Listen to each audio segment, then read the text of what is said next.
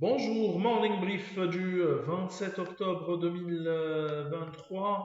Alors la bourse de Tunis reprend des couleurs et termine sur une légère note positive avec un taux index qui avance légèrement de 0,05%, portant ses gains annuels à 4,19%, dans des volumes qui sont en amélioration, mais rien de particulier. Seulement 2 976 000 dinars échangés sur le marché central, où Poulina était le titre le plus actif avec un volume de 942 000 dinars.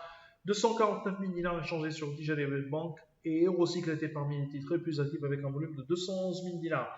Pour ce qui est des principaux écarts de la journée, on a un SAT qui monte de 5,33%, 4,76% de hausse pour Naples.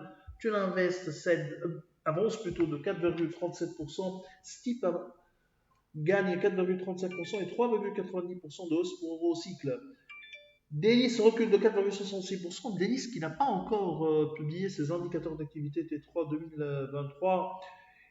Servicom accuse un repli de 4,55% et qui abandonne 4,49%, 4,39% de repli pour OMG, et Somoser qui dévisse de 4,17%. Alors, une information que nous attendions depuis au moins 2020. TLF annonce que sa filiale IOS Finance contrôlée directement et indirectement par PLF et MM Bank à hauteur de 41,5% et en discussion avancée avec un investisseur de renom, et ce en vue de la cession de ses participations dans les sociétés Savka, Soka et Sogaka, des filiales qui sont implantées au Gabon, au Côte d'Ivoire et au Cameroun.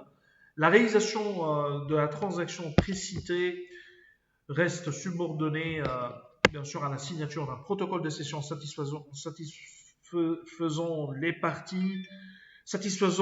pour les parties, et à l'obtention des accords bien sûr préalables des régulateurs des différents pays concernés. Bon, c'est un actif qui a négativement impacté la rentabilité du groupe TLF tout au long de ces dernières années, et qui consomme du capital, tenant compte bien sûr d'un ratio de solvabilité ou de ratio de solvabilité réglementaire calculé sur une base consolidée. Nous, on calcule des ratios de solvabilité sur une base consolidée. On a également UUB Citicals qui a renforcé sa participation en capital de UUB à hauteur de 140 000 dinars. Citicals qui détient déjà 3,35% du capital de UUB, à l'équivalent de un peu plus de 25 millions de dinars de participation dans le capital de la banque filiale de Société Générale. C'est tout ce qu'on a pour ce matin. On va vous donner rendez-vous pour lundi prochain. En vous souhaitant un bon week-end. Au revoir.